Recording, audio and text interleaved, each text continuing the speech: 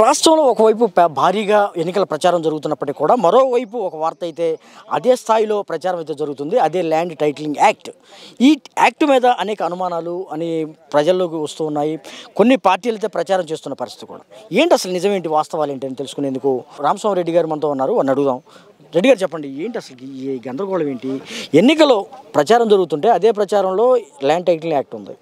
ఏంటి అసలు? సార్ ఏం లేదు సార్, ఇది మాకు తెలిసినంత వరకు అసలు ముందు ఈ యాక్ట్ ల్యాండ్ టైటిలింగ్ యాక్ట్ అనేది ఆంధ్రప్రదేశ్లో అమల్లో లేదు. ఇంతవరకు రూల్స్ ఫ్రేమ్ చేయలేదు. ఈ చట్టం అమల్లో ప్రయోగాత్మకంగా చేస్తున్నారుగా. ఎక్కడ అసలు కొన్ని నిర్ధారించినటువంటి ఒక 16 రిజిస్ట్రేషన్ ఆఫీసులోనే చెప్తున్నారు సార్. తప్పు సార్ అది పూర్తిగా.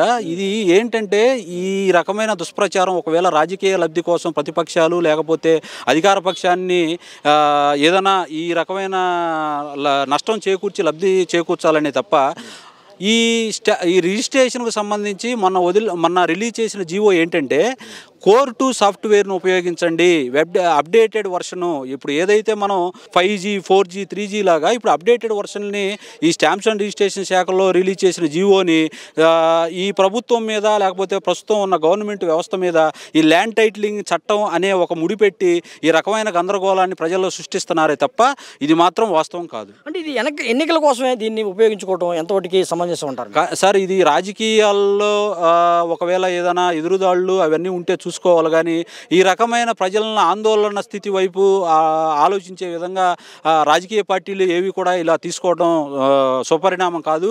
ఎందుకంటే ఈ చట్టం అమల్లో లేని చట్టం ఇంతవరకు రూల్స్ ఫ్రేమ్ కాలేదు సార్. కానీ ఎందుకు మరి ఇవి ప్రతిపక్షాలు అయితే ముఖ్యంగా తెలుగుదేశం దీన్నే ఒక ప్రధాన అస్త్రంగా చేసుకొని ఎన్నికల్లో అమర్శిస్తున్న పరిస్థితి. బహుశా వాళ్ళు పూర్తిగా ఓటమి పాలవుతుందనే ఒక రకమైన ఆలోచనతో ఇటువంటి దుశ్చర్యలకు పాల్పడి ఉండొచ్చు.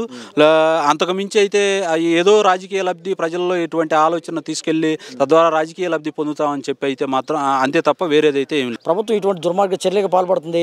జగన్మోహన్ రెడ్డి మీ ఆస్తి కొట్టేస్తారని కూడా డైరెక్ట్గా చెప్తున్నారు సార్. అదే సార్, అసలు ఈ ప్రజాస్వామ్యంలో మనం ప్రజాస్వామ్య పరిరక్షణ ప్రభుత్వంలో ఈ రాజ్యాంగం పొందుపరిచిన అంశాల ద్వారా ఏ వ్యక్తి కూడా రైట్ టు ప్రాపర్టీ అనేది కాన్స్టిట్యూషన్ ఇచ్చిన హక్కు. ఏ వ్యక్తి మరొక వ్యక్తి యొక్క ఆస్తిని ఎవరు కొట్టేయలేరు. ఇది పూర్తిగా అవాస్తవం. సీఎం స్థాయిలో ఉన్న జగన్మోహన్ రెడ్డి గారే ఈ యాక్ట్పై వివరణ ఇచ్చారు. ఈ వివరణ ఇచ్చిన తర్వాత కూడా దీన్ని వక్రీకరించడం ఖండిస్తున్నాం. మేము న్యాయవాదులుగా, చదువుకున్న వారిగా, జ్ఞానవంతులుగా మేము ఈ విషయాన్ని చాలా ఖండిస్తున్నాం. ఓకే, ఇప్పటికే సిబిఐ కేసు అయింది, ఏపీసీఐడి కేసు అయింది. ఏంటి అసలు ఎటువంటి పరిణామాలు సంభవిస్తాయి, ఎటువంటి చర్యలు తీసుకుంటే బాగుంటుంది అంటే ఇటువంటి దుష్ప్రచారాలు? సార్, సిఐడి వారు ఆల్రెడీ నోటీసులు ఇచ్చున్నారు. A1గా చంద్రబాబు నాయుడు, A2గా లోకేష్ గారికి. మాకు తెలిసిన పరిజ్ఞానం మేరకు వాళ్ళు ఇన్వెస్టిగేషన్ స్టార్ట్ చేసి ఉన్నారు. త్వరలోనే వాళ్ళు ఏమి నిర్ధారణ చేశారు, వారిపై ఎటువంటి చర్యలు ఉంటాయనేది సిఐడి వారు చెప్పాల్సి ఉంది. ముఖ్యంగా మేము న్యాయవాదులుగా మేము కోరుకునేది ఏంటంటే ఇటువంటి దుష్ప్రచారాలను ప్రజల్లోకి తీసుకెళ్లకుండా అరికట్టాలని, తద్వారా క్రిమినల్ చర్యలు తీసుకోవాలని మేమైతే కోరుకుంటున్నాం బలంగా.